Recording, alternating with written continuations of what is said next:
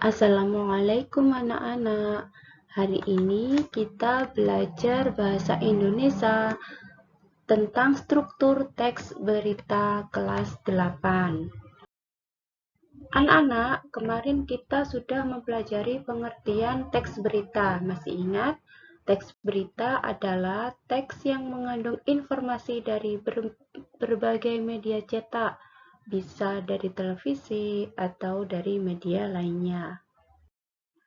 Anak-anak, struktur teks berita itu ada 3. Yang pertama, kepala berita. Yang kedua, tubuh berita. Dan yang ketiga, ekor berita.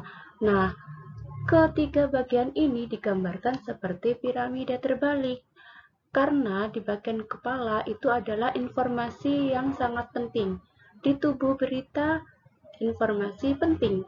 Di ekor berita kurang penting. Jadi semakin ke bawah itu semakin kurang penting anak-anak, dan jadi yang paling penting itu ada di kepala berita.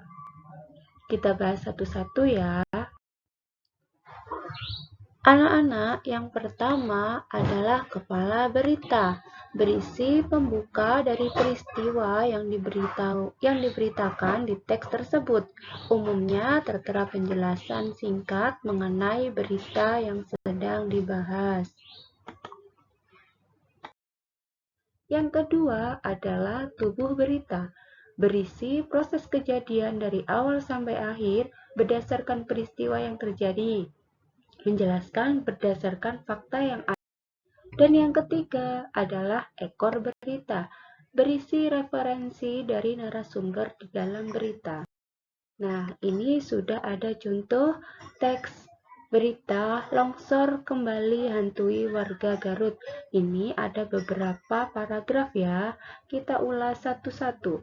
Paragraf mana yang termasuk kepala berita? Nah, jelas di paragraf 1 ini. Paragraf kedua ini adalah tubuh berita. Dan yang terakhir ini adalah ekor berita. Nah, ini contohnya. Nah, anak-anak perlu diketahui bahwa di kepala berita itu mengandung 5W dan 1H. Seperti ini, longsor kembali hantui warga Garut. Berarti siapa yang mengalami peristiwa tersebut adalah warga Garut. Apa peristiwanya? Longsor. Di mana peristiwa itu? Di Kabupaten Garut. Nah, mengapa? Nah, karena tebing setinggi 10 meter dilaporkan ambruk. Nah, ini anak-anak ya, contoh bahwa di kepala berita itu mengandung 5W dan 1. Nah, untuk yang di tubuh berita itu hanya ada 1. How? Bagaimana? Nah, ini. Bagaimana peristiwanya? Nah, ini ya. Tanah dan batuan setebal 3 meter itu menutupi akses jalan 10 meter di tubuh berita.